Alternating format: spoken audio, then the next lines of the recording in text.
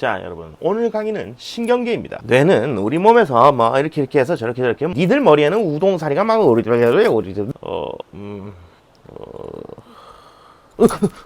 아니, 왜 이렇게 수업만 시작하면 졸려 뒤지겠는 거야? 안녕하세요, 잭입니다.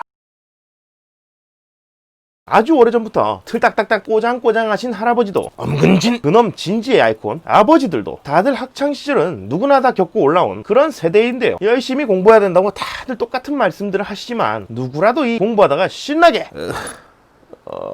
졸아본 경험은 하나씩 가지고 있는 사람들이죠. 이 시대를 지나면서 분필로 스나이핑 당하던 광경은 지금은 너 졸았으니까 벌점 혹은 경고 같은 무형의 처벌로 바뀌긴 했지만 여튼 수업만 들으면 강의만 들으면 졸리는 건 남녀노소 가리지 않는 평등한 일인데요. 네, 그렇습니다. 이번 시간에는 바로 도대체 왜 강의를 들으면 졸려버릴까에 대해서 알아보도록 합시다. 일단 졸려서 기절하는 거나 그냥 집에서 유튜브 보다가 유튜브는 역시 잭 선생?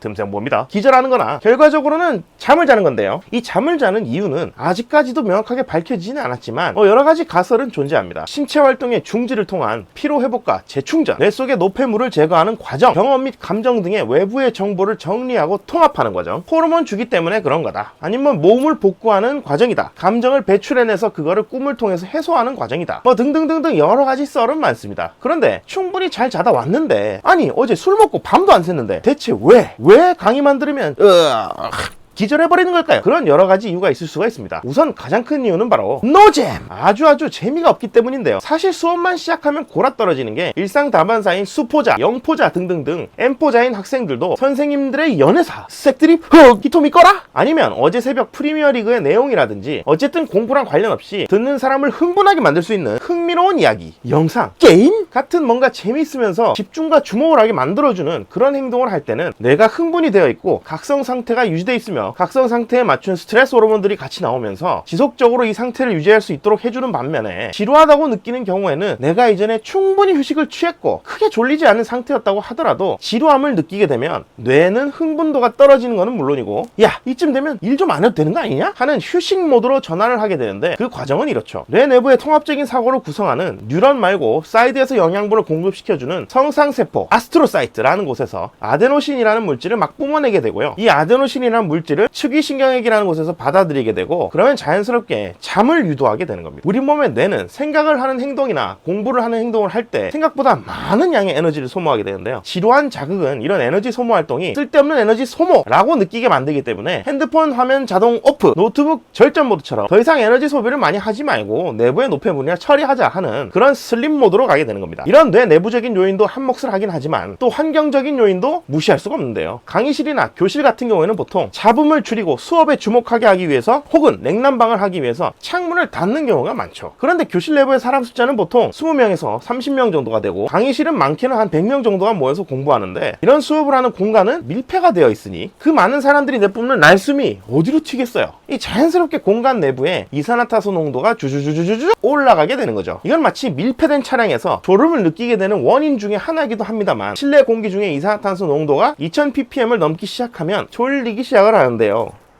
밀폐된 45인승 버스에서 22명 정도가 타 있으면 약 30분 정도가 지나면 3000ppm으로 이산화탄소가 올라가기 때문에 잠이 오고 골아 떨어지게 된다고 합니다. 교실이나 강의실의 경우도 마찬가지겠죠? 그래서 환기를 수시로 해야 하고 쉬는 시간을 가져야 되는 거죠. 이외에도 집중력의 한계 시간이 도달하면서 떨어져 버리는 경우 이건 사실 개인차도 좀 큽니다. 집중을 오래 한 사람도 있고 오래 못하는 사람도 있으니까요. 그리고 수업을 하는 분이 단조로운 어투나 비슷한 크기의 소리로 일정하게 패턴으로 말을 하는 경우에도 자극이 다채롭지를 못하고 한 가지 자극으로만 계속 들어오는 경우에도 빠르게 지루하게 느껴지는 겁니다. 연불 같은 거 들으면 마하반야 바람일다 모노톤으로 쭉 가잖아요. 그럼 이 소리를 약하게 틀어놓으면 생각보다 잠이 되게 잘 옵니다. 그게 바로 그 이유죠. 그래서 인간 같은데 스타 강사들, 인기 좋은 강사들 보면 집중도를 올리고 지루하지 않게 하기 위해서 그러니까 이거는 이렇게 해서 저렇게 연불레드 강의하는 사람은 별로 없고요. 특이한 복장이나 뭐 장비를 들고 수업한다든지 목소리 톤을 팍팍 바꿔가면서 수업한다든지 겁나 재미난 예시를 들어준다든지 뭐 그런 행동을 하면서 지루하지 않도록 수업을 진행하는 거죠. 그래서 정리하자면 수업만 들으면 졸리는 이유, 그건 수업이 노잼, 핵노잼이기 때문에 집중력이 떨어져서 강사가 모노톤으로 어허 봤냐 연불이나 외워서 그래서 지루하기 때문에 우리 뇌가 알아서 자꾸 절전 모드로 가려고 하는 상태와 답답하게 만드는 높아진 이산화탄소 농도 때문입니다. 그러니까 강의도 내가 만약에 이 강의가 재미있게 느낀다면 그리고 수시로 환기를 해준다면 졸리지 않는다는 거죠. 이번 시간은 여기까지고요. 다음 시간에는 또 새롭고 신기한 내용으로 다시 찾아뵙겠습니다. 그럼